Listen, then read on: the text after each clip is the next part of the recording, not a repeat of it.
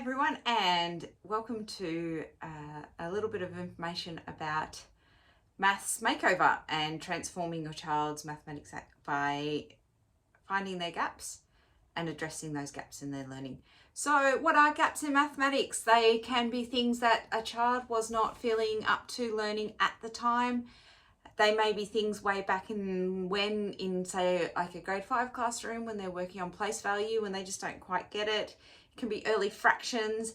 It can be the fact that they're still adding on in their head and doing something called additive thinking instead of multiplicative thinking, and that is when we expect them to start thinking of everything in groups and multiples and being able to balance equations. They can do all sorts of things. There may even be something in year 7 like a content of not understanding a pronumeral and why we're starting to put letters in equations now, and then that has huge bearings later on in year 9 and year 10 when we're actually starting to get them to factorize and expand brackets. So how do they form? Again, you may have been unwell that day and then you didn't get it. The class may have been moving too quickly. There may have been some behavioral things going on and you were distracted.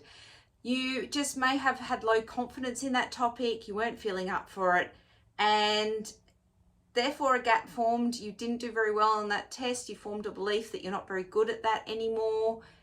There are various reasons, and they're really hard to unpack why they form. However, they're really easy to find when they form. So the impact of these things, if I feel like I don't get algebra and I hate algebra and I don't know what letters are, anytime I see that, I'm going to feel pretty uneasy. I'm going to feel emotionally drained. I might start presenting with something we call math anxiety, when we actually start shutting down or we withdraw, we don't ask for help, we don't want to draw attention to ourselves.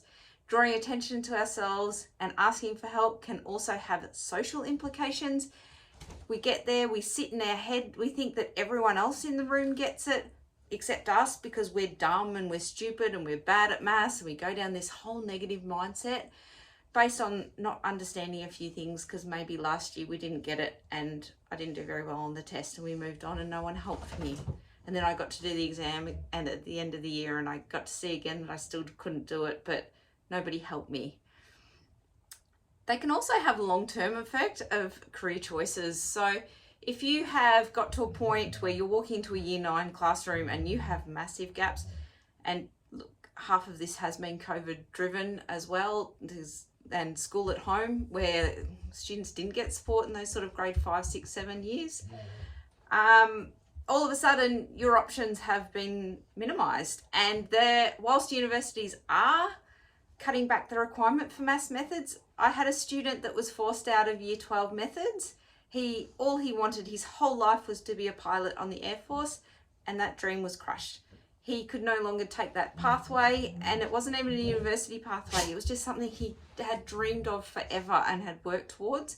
And he got to year 12 and he didn't have a teacher that would support him through it any longer after I had got him through year 11. So how do we identify? We run diagnostics. So my tests are as a NAPLAN assessment, except you get everything, every Australian curriculum code. If there are 2 options, you can just get the results with all the codes, or you can start getting a personalized learning plan that goes with that.